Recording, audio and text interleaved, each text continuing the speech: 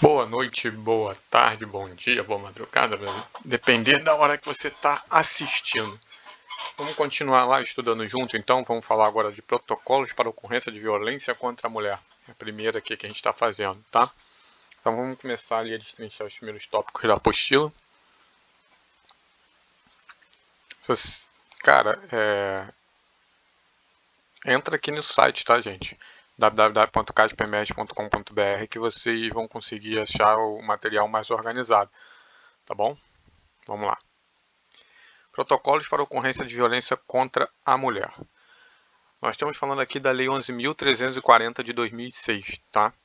Essa Lei 11.340 de 2006 ela é conhecida como a Lei Maria da Penha. Lá no texto da apostila fizeram até ao contrário, né? A Lei Maria da Penha, que é conhecida como a 11.340. Enfim, é a lei que é a 11.340 e conhecida como Lei Maria da Penha. Por que conhecida como Lei Maria da Penha? Aí tem lá um breve histórico, se você for ler a apostila, você vai descobrir que Maria da Penha é essa senhora aqui, e que foi por causa dela assim que foi criada essa lei de proteção às mulheres, que é o seguinte: ela sofreu uma violência.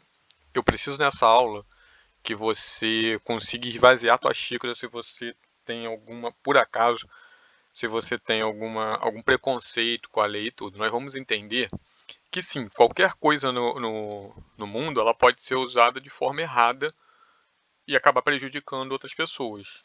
Mas, olha o que eu falei no início, ela pode ser usada de forma errada. E se ela está sendo usada de forma errada, tem que ser visto quem é que está usando ela de forma errada.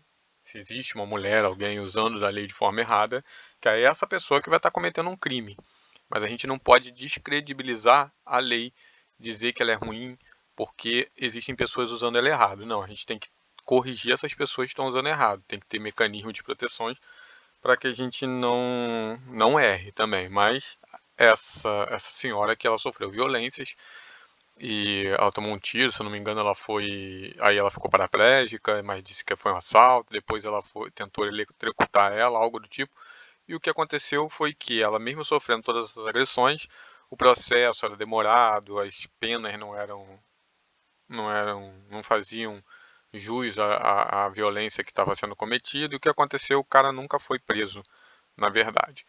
Então, por conta dessa história, aqui o Brasil acabou sendo condenado, nós vamos ver aqui, e aí gerou a Lei Maria da Penha, que hoje ela é considerada uma das mais avançadas no mundo, no que diz respeito à proteção contra a mulher, contra a violência doméstica. Mas por que isso? Por causa disso aqui, ó. Isso aqui foi uma resposta à condenação do Estado brasileiro, ou seja, o Brasil foi condenado pela Comissão Interamericana de Direitos Humanos. A gente já estudou ali na matéria de direitos humanos o tratado que o Brasil faz parte. Então o Brasil faz parte de uma convenção, uma comissão aqui internacional de direitos humanos, e que ele violou isso, ó, a grave violação dos direitos brasileiros da Maria da Penha Fernandes, que é o nome dessa senhora. Então ele foi condenado e aí começou-se a agir, e aí então criou-se a Lei Maria da Penha, que hoje é considerada uma das mais avançadas do mundo para proteção. Se está conseguindo resolver ou não, é uma outra história. Aí pode ter erro na aplicação. Se está gerando algum tipo de injustiça, erro na aplicação, a gente tem que corrigir isso. Mas ela é uma importante lei no momento para tudo isso. Nós vamos caminhar aqui, vamos esvaziar a xícara e tentar entender tudo isso. Essa é uma aula que eu preciso muito. Como a gente não tá aqui de frente a frente, eu não consigo ver a reação, a gente não pode bater um papo e conversar sobre para tentar conhecer. Eu preciso que você aqui que está só me ouvindo tire qualquer tipo de preconceito que você tem aí. Porque senão você já vai internalizar coisa, você não vai conseguir nem entender o que eu estou tentando te passar.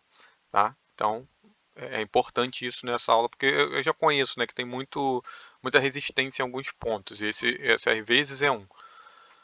Então vamos lá, aqui, ó. Qual é o embasamento disso?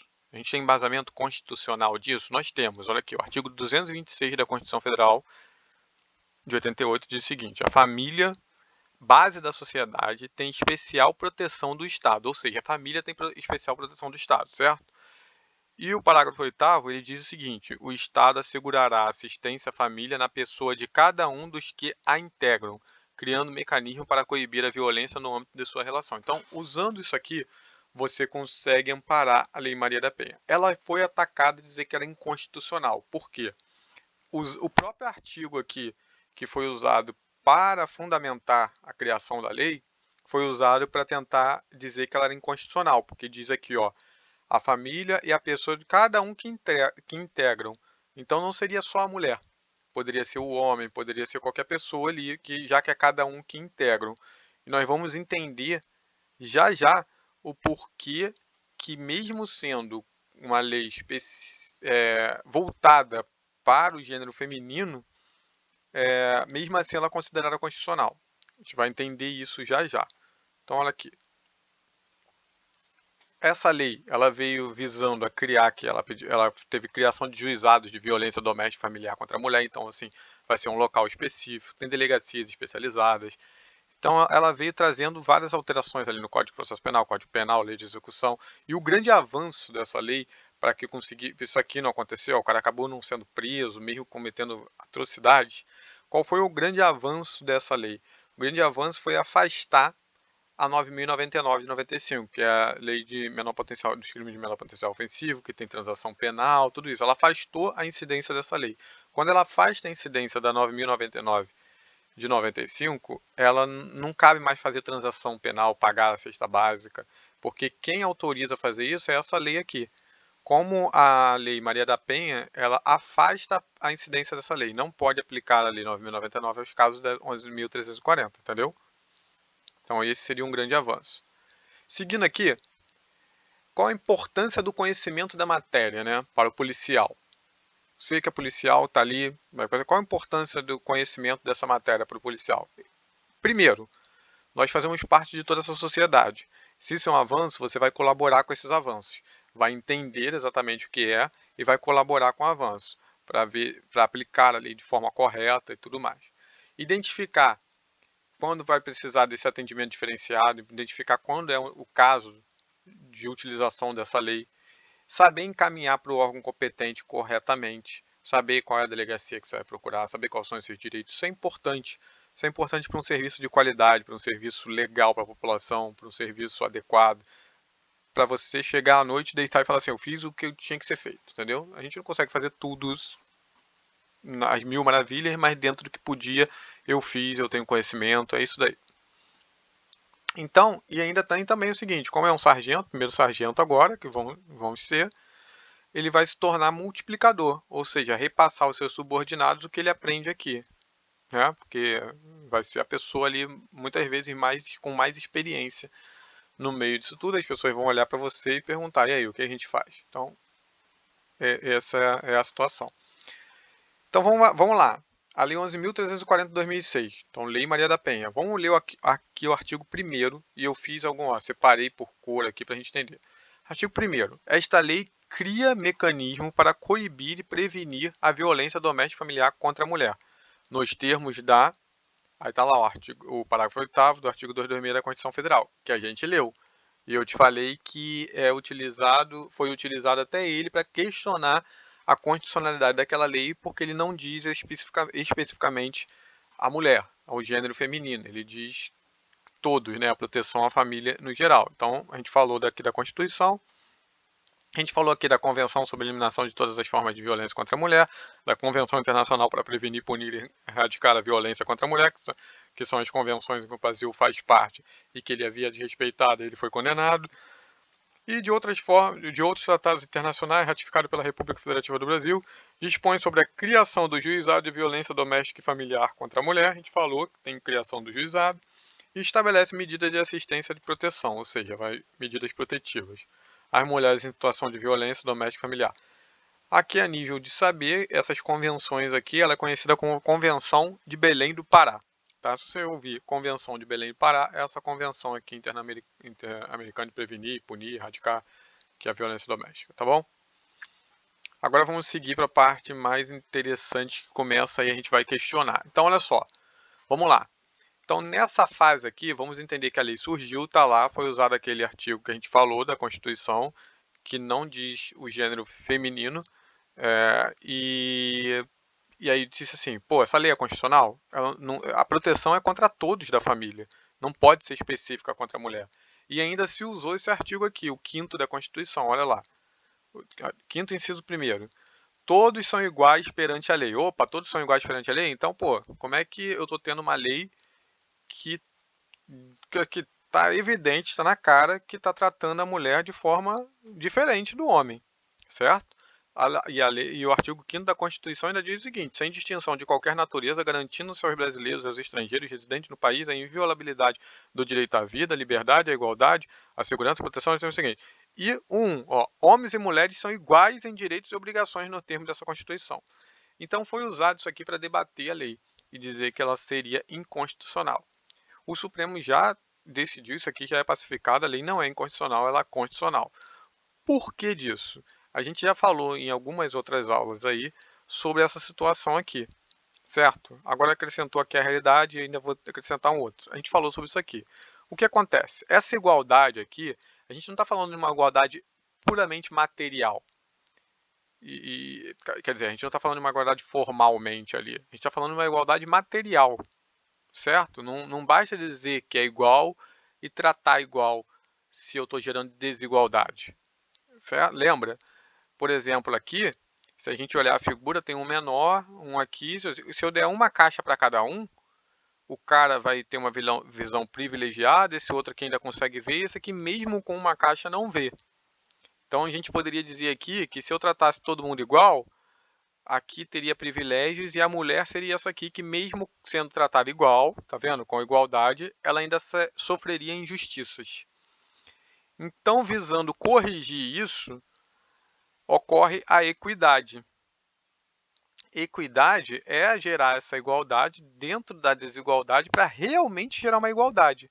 Então você vê que eu não tratei igual, eu não dei uma caixa, eu dei 2 caixas para ele, dei uma para esse, e acabou que todo mundo realmente ficou igual. Mas todo mundo só ficou igual porque teve um tratamento desigual aqui, na base, tá vendo?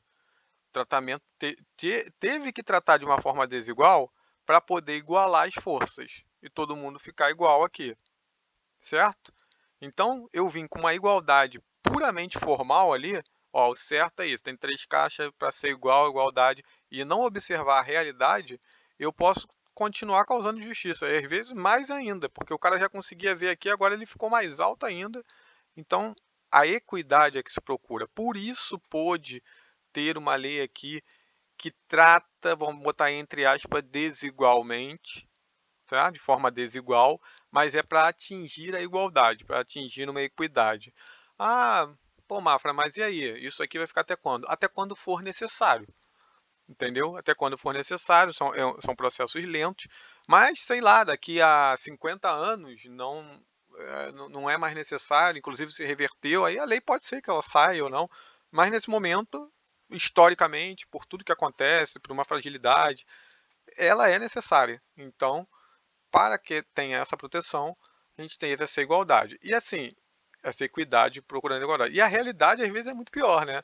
A pessoa tem várias caixas, e os outros ficam aqui, o outro ainda cava um buraco aqui e fica mais no fundo ainda. A realidade pode ser pior ainda. Então, é nessa parte que vem o Estado aqui, tentando igualar isso aqui com a equidade. O que a gente está falando aqui, que a gente lucubrou aqui, falando assim, no futuro, 50 anos depois, talvez não seja mais necessário. Talvez. E aí é a parte onde eu até achei interessante essa outra fase, aqui, ó, essa outra imagem aqui, onde você pega e retira o muro que causava esse transtorno aqui. Aí você retira o muro, cada um pode ter suas diferenças, mas conseguiu o objetivo. Então aqui não precisa, cada um vai conseguir tua caixa ou não, se quiser, beleza, está aqui livre para isso. Mas o objetivo, o muro que havia aqui, a cerca, foi arrancada. Enquanto essa cerca não for arrancada e se eu não tratar aqui com essa equidade, eu vou gerar um problema, a mulher representada aqui nesse caso vai ficar prejudicada, eu preciso que tenha essa desigualdade no tratamento da lei para gerar essa igualdade. Perdi um tempinho aqui para ver se você entende os motivos de ter isso, porque eu sei que isso é um questionamento, sempre é dito, mas não tem que ser igual perante a lei, então assim, espero ter conseguido sanar a dúvida. De qualquer forma, façam contato se precisar, a gente conversa mais sobre isso aqui. Então, beleza. Entendemos que a lei é constitucional e o porquê desse tratamento desigual, certo? Agora vamos seguir aqui. A lei e as medidas de proteção assegura diversos direitos fundamentais da mulher. Lembra dos direitos fundamentais? Direitos básicos à vida. Ela vai assegurar esses direitos. Quais são esses direitos? Ó, ela assegura direito à vida, porque né, ela pode morrer se alguma coisa acontecer. Direito à segurança, direito à saúde, direito à alimentação, educação, cultura, moradia. Você vai ver que as medidas de proteções elas estão todas ali feitas para assegurar esses direitos que estariam sofrendo ameaça. Não estou aqui falando de quem está usando isso de forma errada, não estava sofrendo ameaça nenhuma e inventou. Eu sei que tem esse questionamento. Esquece isso e vamos tratar aqui da grande massa onde realmente tem um problema. E aí você tem as medidas aqui para assegurar isso aqui, certo? E você vai ver aqui que são todos, ó, acesso à justiça, esporte, lazer, trabalho, enfim, está assegurando essa dignidade dessa mulher que está sofrendo essa situação. E aí você vai ter aqui o artigo 2º, o artigo 3º da lei, os parágrafos dizendo exatamente sobre isso. Toda mulher, independente da classe, raça, etnia, ou seja, dá uma lida lá, tá? Serão asseguradas às mulheres condições para o exercício efetivo do direito à vida, segurança, poder público, enfim. Dá uma lida que a leitura, depois da explicação por si só, já baixa, você já consegue ir. Agora vamos seguir. Vamos seguir que tem mais uma coisinha aqui para essa primeira aula para a gente trabalhar. Depois a gente fala outra. Aqui é o âmbito de incidência. Aqui sim a gente vai precisar trabalhar, você vai precisar me acompanhar no raciocínio se você já não entende isso aqui. Se para você está tranquilo, beleza, você entendeu o raciocínio, você vai seguir. Mas eu sei que tem muita gente com dificuldade de entender esse raciocínio.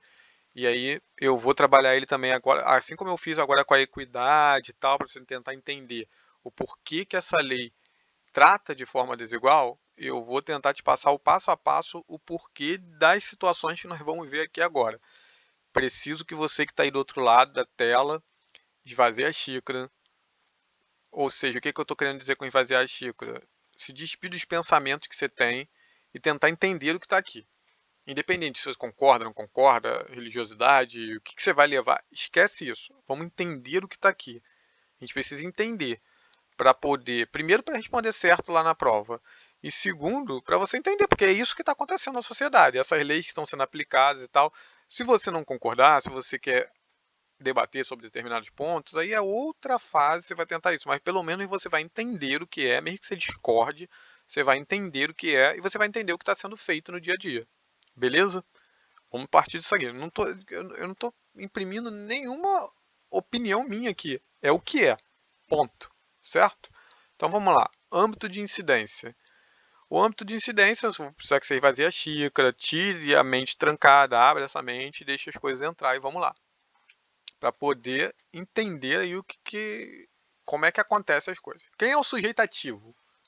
O sujeito tem a Lei Maria da Penha. Ela vai acontecer, tem uma violência acontecendo contra uma pessoa do gênero feminino.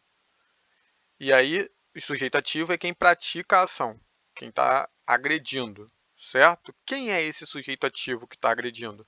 Esse sujeito ativo que está agredindo é qualquer pessoa, beleza? Então, olha só, você vai ver que um homem agredindo uma mulher é o sujeito ativo que está praticando uma violência contra uma pessoa do gênero feminino, certo? E você vai ver aqui uma mulher dando um tapa na outra que está aplicando praticando uma violência contra uma pessoa do gênero feminino. Então você está vendo que pode ser um homem, pode ser uma mulher. O sujeito ativo pode ser um homem ou pode ser uma mulher. É contra uma pessoa do gênero feminino, do âmbito da família, do relacionamento, ou seja, que se enquadra naquelas situações, não importa se o agressor é um homem ou uma mulher, ele vai responder com incidência da Lei Maria da Penha. Beleza? Então a gente já sabe que o sujeito ativo, quem pratica a violência, não é só o homem. Pode ser uma mulher praticando uma violência contra outra mulher, certo? Teve julgado já que isso... E outra coisa, não é só no âmbito marido e mulher. É no âmbito familiar. Já teve caso onde a Lei Maria da Penha foi aplicada numa mãe contra a filha. Então, assim, entende isso. Para você, é no âmbito familiar, não necessariamente, é que é mais comum, tá? Mas não necessariamente marido e mulher. E ele pode ser praticado por um homem ou por uma mulher. A violência, o sujeito ativo. Quem pratica a violência pode ser um homem ou uma mulher. Então, o que tem aqui de igual? É que é uma mulher, sendo do gênero feminino, sendo vítima. Correto? Então, se eu disse que é uma mulher sendo vítima, o que eu estou querendo dizer para você? Quem é o sujeito passivo? Ou seja, o sujeito ativo é quem pratica a violência. O sujeito passivo é quem está sendo violentado. Quem é? Olha o que diz. Qualquer pessoa do gênero feminino que por este motivo sofra violência no âmbito doméstico, familiar ou afetivo. Ou seja, vamos trabalhar isso aqui. É qualquer pessoa do gênero... Olha o que ele diz aqui e eu deixei em outra cor. Ele diz gênero feminino. Então, o sujeito passivo, uma pessoa do gênero feminino, que sofra violência no âmbito doméstico, familiar ou afetivo. Beleza? A gente falou dentro da casa, falei da mãe e da filha, ou ali, né?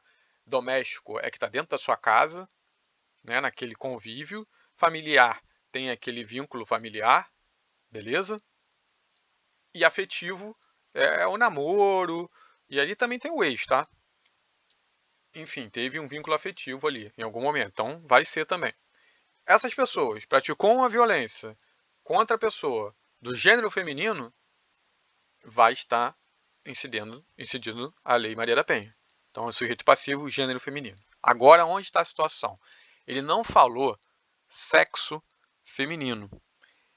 E no direito, essas coisas fazem diferença. Quando a gente está falando de sexo feminino, a gente está falando da coisa biológica. Então, ele estaria restringindo. Quando ele fala gênero feminino, é quem se identifica como gênero feminino. É isso que ele está querendo te dizer aqui. Beleza? Então, vamos lá. Uma lésbica, ela vai poder ser... enfim, ela vai poder ser vítima, vai poder ser o sujeito passivo de crime, de violência, vai poder.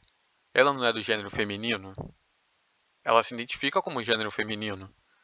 Não importa essa orientação sexual, ela se identifica como gênero feminino. É gênero feminino, ela é sujeito passivo para a Lei Maria da Penha.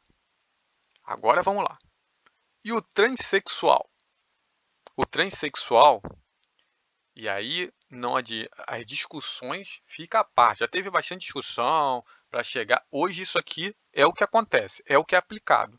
Então, assim, já teve essa discussão, é o que é aplicado. Se tiver outras no futuro, a gente vai ver, mas hoje é o que é aplicado. Então, entende isso e você vai. O transexual, ele se entende como gênero feminino. Ele se identifica como gênero feminino. Se ele não falou sexo feminino, ele falou gênero feminino. Então, se o transexual é do gênero feminino, sim, a Lei Maria da Penha vai ser aplicada, certo? O que tinha, que se falava muito ali, é que era necessário ter feito a cirurgia, né, de mudança do sexo e tal. Então, assim, era necessário ter feito a cirurgia, ter alterado o nome, ter um laudo psicológico atestando a condição de pessoa transexual, ou seja, na cabeça ali, porque se você está defendendo, dizendo que é o gênero feminino que precisa dessa proteção, e se na cabeça, o psicológico, a pessoa tem o sexo masculino, mas todo o psicológico é voltado para o feminino, tudo daquele indivíduo é voltado para o feminino, ele tem o aspecto psicológico feminino, tem que se defender isso, certo? E aí, num primeiro momento que falava que era cirurgia, alteração de nome e tal, começou a pensar isso aqui. Mas olha só, o que a gente está protegendo seria o gênero feminino. Então é o psicológico.